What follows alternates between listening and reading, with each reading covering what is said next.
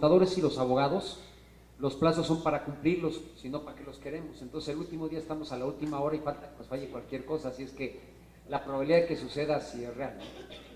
Los plazos son para disfrutarse. Si te dan 10 días, disfruta 9 y preocúpate el 10º.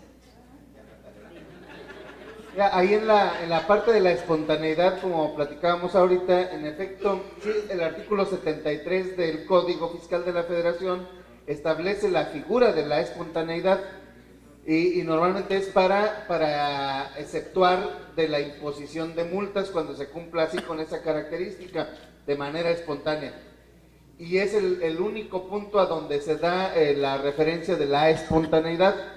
Sin embargo, lo refiere en lo global al cumplimiento de las obligaciones fiscales, pero no se impondrá sanción, no se impondrán multas cuando las obligaciones se cumplan de manera espontánea, entendiéndose como espontáneo, da los supuestos también. Se puede alegar el momento en que hayas cumplido espontáneamente una obligación que te dio un plazo, un término. Sí, también se puede alegar. Sin embargo, en lo que debemos estar atentos siempre es en cuál es el criterio que tiene la autoridad y que tomemos en cuenta que cuando la autoridad viene a revisarte con su criterio, va a avanzar con ese criterio, por tanto, ese sería el extremo de tener que hacerlo en un medio de defensa y demostrarle al juzgador en su caso que fue un cumplimiento espontáneo, que a final de cuentas sí se cumplió con el requisito, ¿sí? Pero va a ser un éxito de argumentación o no, pero alguien tendría que estar dispuesto a entrar en un medio de defensa. De otra manera, la autoridad no te va a decir, tienes razón, es espontáneo, mejor no. Bueno, hubo una ocasión que platicábamos por uno de los seminarios, e inclusive bueno, tú hiciste el comentario que agarré y imprimí la pantalla, porque ya ves que había una reglita que decía, demostrando nosotros, o bueno, a lo mejor caigo en lo que comentamos que había en la reglita, que les muestre yo a la autoridad que no brindó el medio para ya cumplir. Así como nos ha pasado. Es más, hay veces que está haciendo la factura y te dice, no tienes problemas de no tirar, y no es ni el RFC, a mí me está pasando. Y resulta que es el servidor de esa misma calle.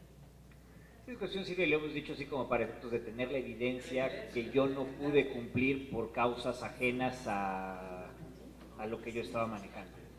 Yo siento que sirve para echar relajo, siento que sirve para tener la evidencia nada más, no va a servir para cuestiones muy legales que estemos manejando, la realidad es otra. Me voy a la cuestión y aquí formulo la pregunta y lo estábamos platicando hace ratito. Imagínate tú lo estás viendo en la bronca de decir, yo por no cumplir voy a meter en el problema al otro de que no va a ser deducible. Si yo hago mal el comprobante sin estar metiéndome en la cuestión de los complementos o lo que yo estoy haciendo, el puro comprobante en sí, si está mal hecho, estoy metiendo en bronca al otro pelado y se va a romper el principio básico de la equidad fiscal. Si yo acumulo, otro deduce. Entonces, la simetría fiscal, perdón. Esa simetría fiscal, y aquí la cuestión sería así como para preguntar lo que estamos manejando, la duda va a ser, entonces, todo va a ser no deducible. Todo va a ser acumulable por un lado y por otro va a ser no deducible, y lo estabas mencionando ahorita. Aguas porque va a ser no deducible. Y lo manejábamos ahorita. Creo que esto está hecho para atacar a los que manejan la operación de la venta de facturas, no para el hecho de hacer no deducible a todos los que quieren hacer las cosas bien. Yo no sé la cuestión de la argumentación, cómo lo van a defender, pero entonces hay que sernos todos abogados porque vamos a tener que estar defendiendo todas las facturas, vamos a tener que traer un juicio para efectos de demostrar que sí es deducible. Sí, mi pregunta es sobre la compra de automóviles usados. En el ejemplo que ponían de que cuando se vende se le resta el costo de adquisición y nada más se paga el IVA con la diferencia. Pero si es de particular, como decíamos, nada más endosa la factura, ¿cómo voy a justificar mi costo de adquisición tanto para el IVA como para el ISR? Acordemos que ahí si no hay esa autofacturación, ¿quién hizo la pregunta? Perdón.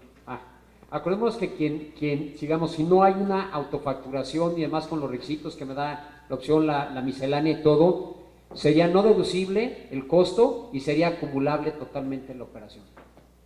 Amén de la operación del IVA. Ahí sí es una falla en mecánica del IVA quizás, porque al final del camino ahí no me dice nada de que si yo mi costo no tengo no pudiera aplicarlo en esa regla, pero en principio también el IVA en principio sería no acreditable y debería de tomar todo sobre base con el 16% directo.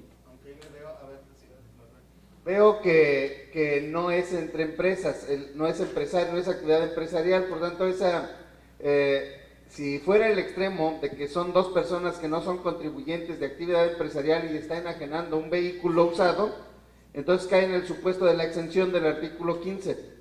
¿Sí? Dice que no causa el impuesto al valor agregado los bienes muebles enajenados, sí, usados, a excepción de los enajenados por empresa, actividad empresarial. Así es que si es así en esa parte no habría problema con el IVA, en mi opinión. Otra pregunta sobre... Así es, ajá, entonces nada más sí habría que puntualizar allá si hay actividad empresarial o no. Sí, sí. Si hay actividad empresarial, Sí, el que compra, sí.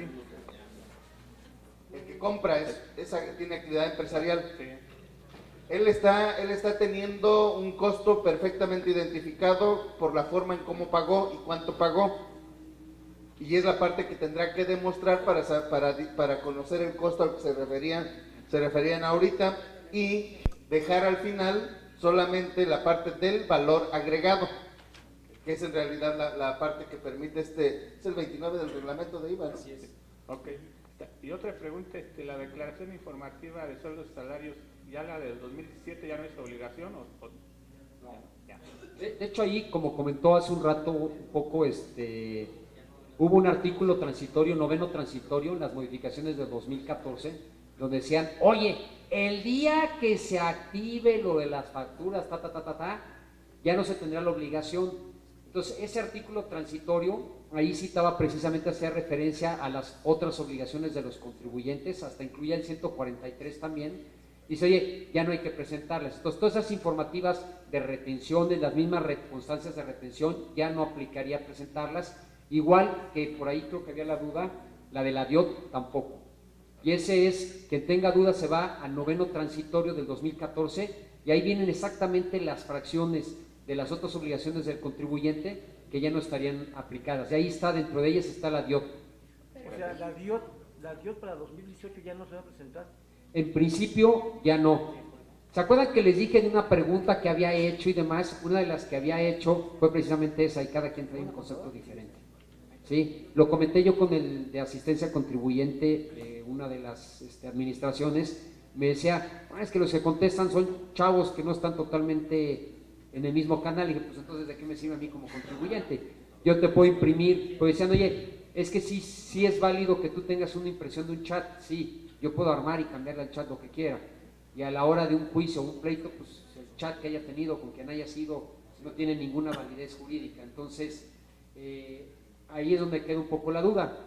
Simple y sencillamente, yo lo que haría en el caso puntual es rebotarlo con el SAT. Oye, ¿sabes qué? En mi administración, oye, según yo, y de acuerdo me llevo yo, me llevaría el artículo 9 transitorio, y ahí mira, aquí está, aquí puntualmente me habla de esta informativa de clientes y proveedores, entonces yo entiendo que va ligada con esta. Lo que pasa es que si tú quieres ver por la DIOT en la obligación, te triangula hasta llegar ahí a las obligaciones del contribuyente, ¿no? Pero no es que diga directamente, o sea, no, si nosotros queremos encontrar un artículo que diga, ya no tienes que presentar esta, no existe. Lo que hay es ese nuevo transitorio global, ¿no? Pero en DIN vienen otras, y la que está específicamente, que ya no se usa, es la de sueldos. Las otras, subsidio, donativos, extranjeros, etcétera, ¿sí las hacemos o no las hacemos? Nada.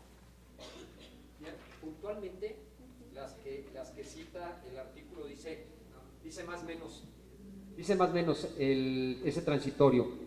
Que ya no se tendrían que presentar cuando se pusiera ya todo el sistema que estuviera funcionando, y dice las que se encuentren en el artículo 86, fracción tercera, cuarta, octava, novena, décima, decimosexta, el artículo 101, fracción sexta, 118, fracción 3, y fracción quinta, el 143, 144 y 164. Entonces ahí hay varias constancias, varias retenciones, varias informativas. Por ejemplo, la de donativo, la de dividendos, por ejemplo, ya no aplicaría. Lo que pasa es que hay que acordarnos que también ya dividendos, todos son por comprobante fiscal digital por internet. Entonces, todo lo que va por comprobante ya no hay que presentarlo. Y esa es la forma más fácil. Entonces, como hoy en día en principio la DIOT ya no la presentaría porque ya tienen todas por los comprobantes, en principio ya no deberían. ¿Se acuerdan? ¿Cuál creen que era el problema que había por el que se necesitaba poner la DIOT? Que es en base a flujo. El SAT hasta el día de hoy, digamos, no tenía la información de lo que yo pagaba o no pagaba. Sabía qué me facturaban y qué no facturaba. Por eso es que aparece, y después va a ser obligación 100% de que cuando yo te pague, tenga que emitir ese comprobante para que ya cierren el círculo. Y como los bancos nunca apelaron al SAT para hacer los estados de cuenta, porque lo que querían con los estados de cuenta, ¿se acuerdan que incluso hay por ahí una discusión que dice, oye, si aparece en tu estado de cuenta ya es deducible, aunque no tengas el comprobante? Como los bancos nunca le entraron porque lo que querían era cerrar el círculo a través del pago del banco, sacaron esos comprobantes y mediante ese mecanismo estarían comprobando. Entonces, cuando esté operando todo, tampoco aplicarían las DIOTs. Pero no confundamos, que ya no vamos a presentar la declaración con sí hacer el cálculo anual. Sí, son dos cosas. ¿Sí? Porque mucha gente se ha confundido en que ya no hacemos la informativa y ya tampoco hacemos el cálculo anual. Ese sigue igual, en febrero se paga la diferencia y todo lo demás. Una pregunta, es sobre el acreditamiento del crédito diésel. ¿Este se acumula igual que el de las casetas? Que si se calcula igual con... No, se acumula, o sea, se vuelve posteriormente un ingreso no, acumulable. el del diésel no. Ese no. El diésel no, porque en estricto sentido ese artículo 16 de la Ley de Ingresos no contempla el que sea acumulable, a diferencia del estímulo que se refiere al pago de las casetas, acreditamiento al 50%, ahí sí lo dispone expresamente que es acumulable.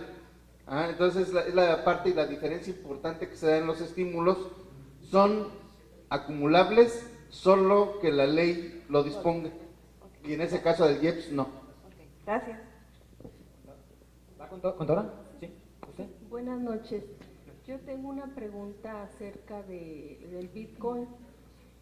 Cuando se compra y se vende no hay ningún CFDI, pero en cambio se cobran comisiones por el manejo de las operaciones y ahí sí hay CFDI. Entonces, mi pregunta es, ¿son deducibles esas comisiones? ¿Y el IVA es acreditable? Voy a regresar a lo que comentaba yo. En principio, como está hoy por hoy, el tema no es realmente si el interés es deducible o cómo. Simple y sencillamente la operación fue una compraventa. Entonces ya hubo un ingreso, como está hoy, porque no es una moneda reconocida.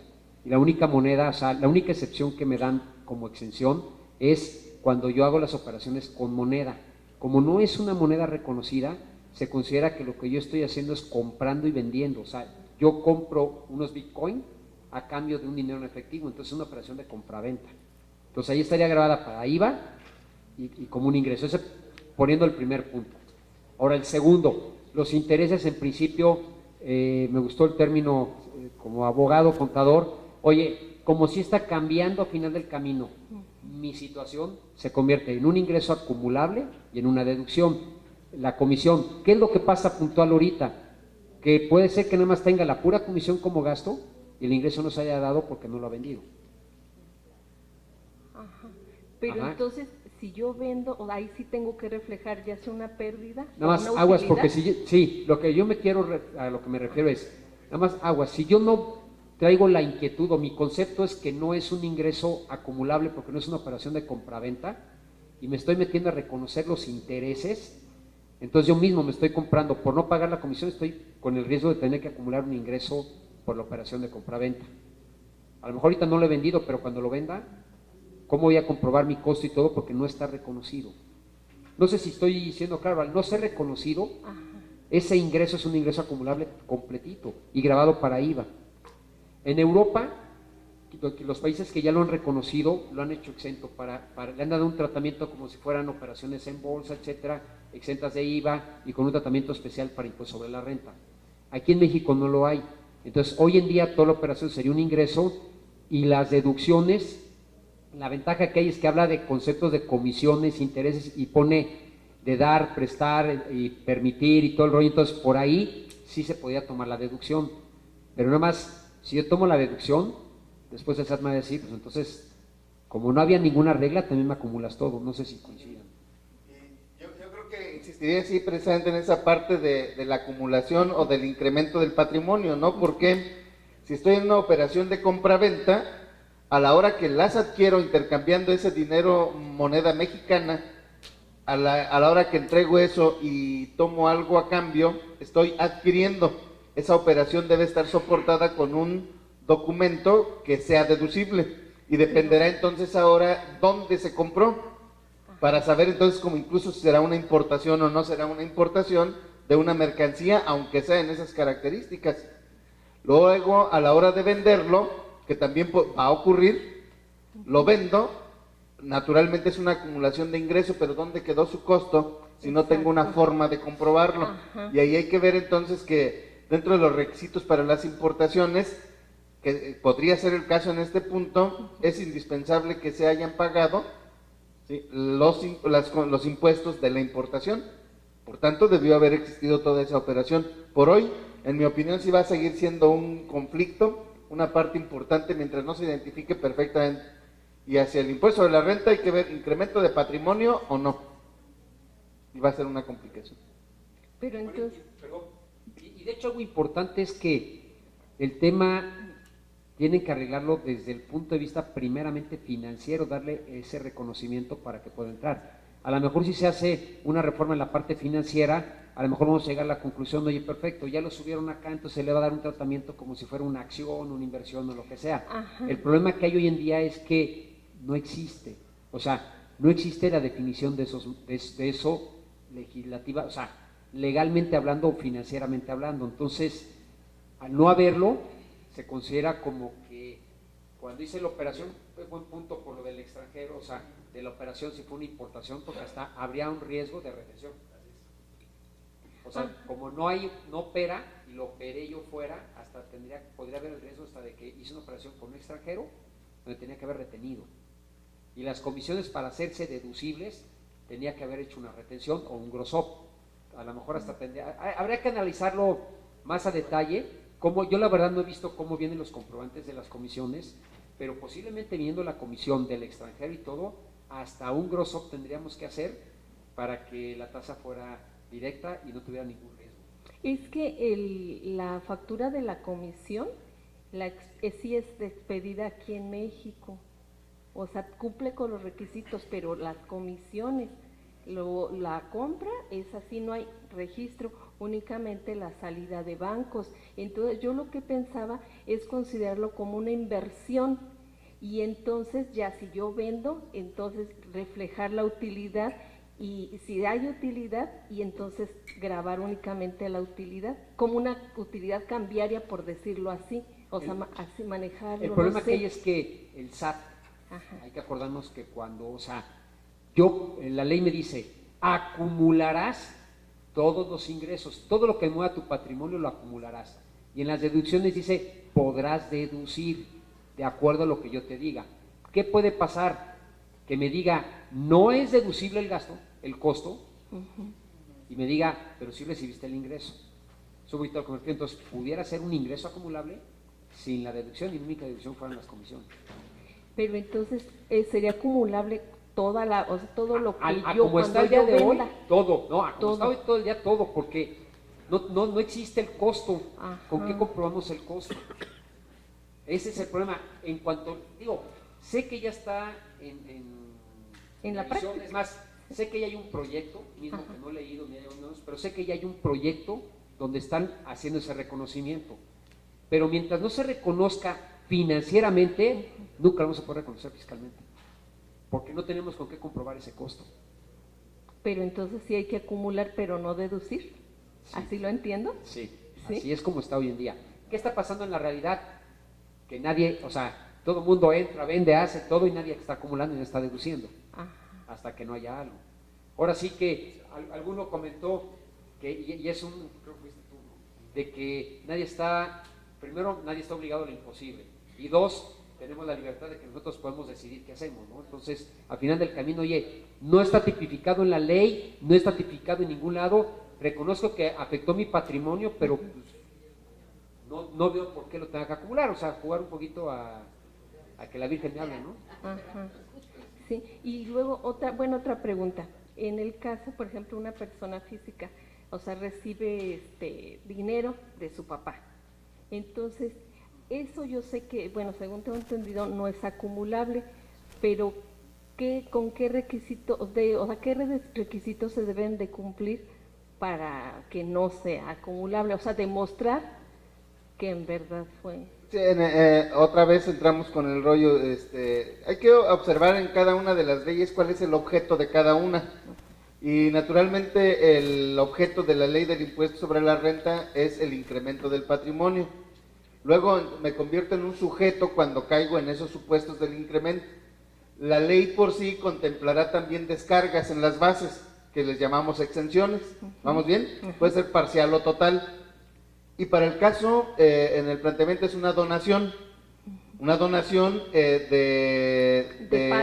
puede ser entre cónyuges o entre ascendientes y descendientes, siempre y cuando también esa donación no se enajene posteriormente. ¿Me explico? Hasta ahí vamos bien.